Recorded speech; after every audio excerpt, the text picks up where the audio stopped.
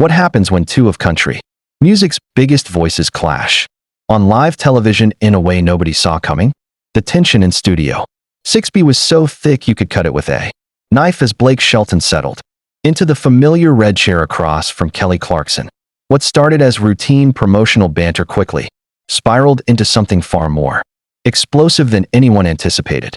Before we dive into this incredible confrontation, make sure you hit that subscribe button and drop a comment below telling us what you think really happened here. Trust me, you're going to want to stick around for every single word of this exchange. The show had been running smoothly for the first 20 minutes. Kelly, ever the polished and charismatic host, guided Blake through conversations about his new album, his upcoming tour, and a few lighthearted stories from his Oklahoma ranch. The audience laughed at his dry humor and country charm. But everything changed when Kelly decided to touch a nerve. Blake's recent comments about the shifting landscape of country music. You know, Blake, there's been some interesting discussion lately about your thoughts on where country music is heading. Kelly began, leaning in just enough to signal seriousness. In a recent interview, you said some artists are, quote, losing the heart of what country music really means. Blake stiffened. His smile faded. Well, Kelly, I think that was taken a bit out of context. Was it though? Kelly asked, her tone deceptively casual but with an unmistakable edge.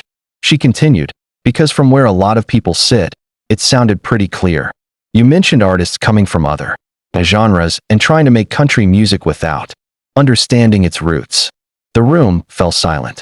Blake's jaw set in a way longtime viewers of The Voice recognized. Trouble was coming. His voice tightened. Look, Kelly, I respect what you do. But country music isn't just about having a good voice and putting on boots. It's about authenticity, about living the life you sing about. Kelly raised her eyebrows. Are you suggesting some of us who crossed into country haven't lived authentic lives? Because that's how it's sounding. I'm not suggesting, Blake snapped. I'm stating facts. The tension surged. Kelly's smile thinned, forced and sharp. The audience sensed a shift from scripted conversation to something raw. Kelly responded with subtle sarcasm. That's interesting, Blake, because I seem to remember someone else who started in rock before heading into country. Someone with pop collaborations. Ring any bells? Blake flushed. That's different, and you know it. Kelly didn't blink. Is it? Because it looks like the same path many artists take. We follow the music where it leads. Blake bristled, his shoulders tightening. His voice sharpened. The difference is that I didn't wake up one day and decide country music was profitable. I grew up in Oklahoma. I lived the life. I earned my place. The studio went dead quiet. Even the crew stopped moving. Kelly's response was measured but icy. So artists who didn't grow up like you don't deserve to be part of country music? Our stories don't count because they don't match yours. That's not what I'm saying, Blake protested, but his tone betrayed him. Kelly pressed on. Then what exactly are you saying? Because it sounds like you're gatekeeping an entire genre based on your personal definition of real country. Blake leaned forward aggressively. There's nothing arbitrary about it. Country music has always been about real people and real lives, not manufactured personas and calculated career moves. Kelly's expression hardened, her patience thinning. Manufactured personas. Calculated career moves. Blake, are you suggesting my connection to country is fake? I'm not talking about you specifically, he said, but his voice wavered. The audience knew he was cornered. Kelly didn't let up. That's interesting, because this conversation started with artists crossing genres. And now you're talking about manufactured personas while looking directly at someone who's done exactly what you're criticizing. Blake fumbled for ground. You're a great singer. Nobody disputes that. But singing country songs doesn't make someone a country artist. The gasp from the audience was immediate and loud. Kelly sat back as if struck. Wow. According to Blake Shelton, I can sell millions of country albums, top the charts, win awards. But I'm still not a country artist because I didn't grow up on a farm. That's not what I meant, Blake insisted. It's exactly what you said, Kelly countered. And it was meant to insult. Blake's frustration boiled. Maybe we should move on to the next topic. Kelly shook her head. No. You came on my show and questioned my authenticity. My audience deserves to hear your explanation. Through the glass, producers scrambled, unsure whether to intervene or let the moment play out. Kelly, however, was firmly in control, and Blake was sinking deeper into his own argument. You said I wasn't a real country artist, Kelly said. Explain that to me. Explain it to them. Blake ran his hand through his hair, visibly rattled. This whole thing is blown out of proportion. Kelly pushed back immediately. No, Blake.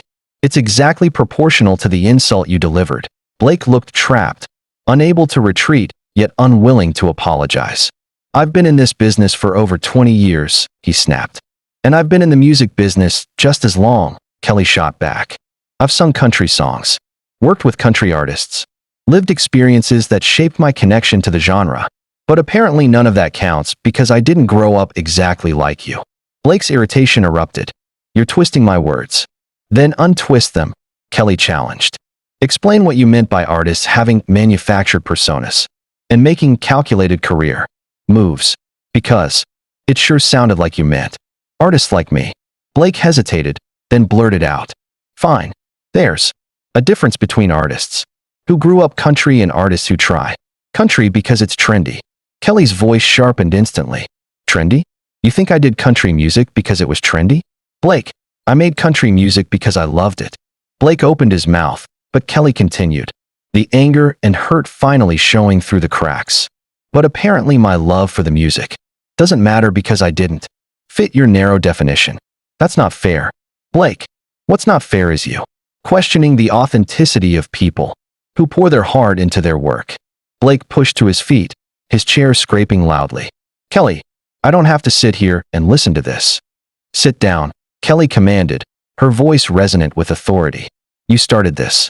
I didn't start anything. Blake snapped, though he stayed standing. I came here to talk about my album. And instead, Kelly replied sharply, you insulted me to my face. The crew was frozen. The audience watched with wide eyes, witnessing something unprecedented. Kelly leaned forward. When my country singles hit #1, did you congratulate me? When I won awards, were you applauding? Or were you thinking I didn't deserve them because I wasn't country enough? Blake remained silent, his expression pained, defensive, and cornered.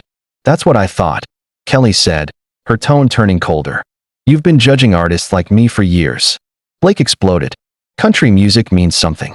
It has traditions. You can't just put on a cowboy hat. Nobody is doing that. Kelly snapped.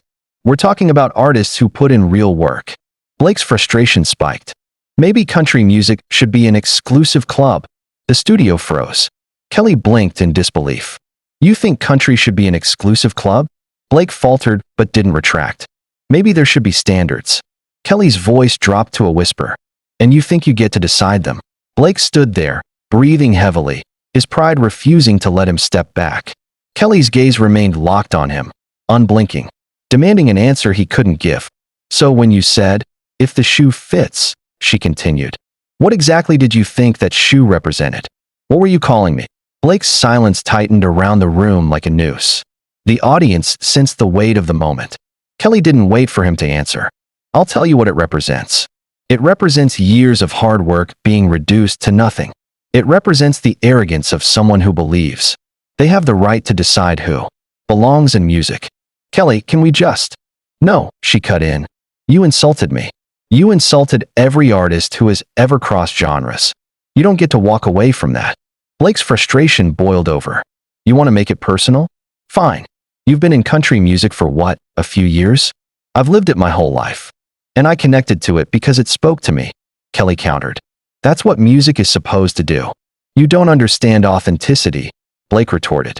Kelly stepped forward slightly. Whose definition? Yours? Because authenticity is about truth, not geography. Blake's eyes darted around as if desperate for an exit. This is ridiculous. I came to promote my album, not get attacked. Kelly's laugh was sharp and humorless. Attacked? Blake, you attacked my legitimacy as an artist. And now you're upset because I'm defending myself. Blake spotted his jacket on a nearby chair and lunged for it. I'm done. This isn't what I signed up for. Kelly didn't miss a beat. What you signed up for was a conversation. What you delivered was arrogance and disrespect. Blake threw the jacket over his shoulder and marched toward the exit. At the studio door, he turned back one last time. Good luck with your country music career, Kelly. I'm sure it'll be successful. The sarcasm landed like a slap. Kelly stood up, her composure finally cracking. And good luck explaining to your fans why you walked out because you couldn't handle being challenged. That'll look great for someone who claims to represent authentic country values.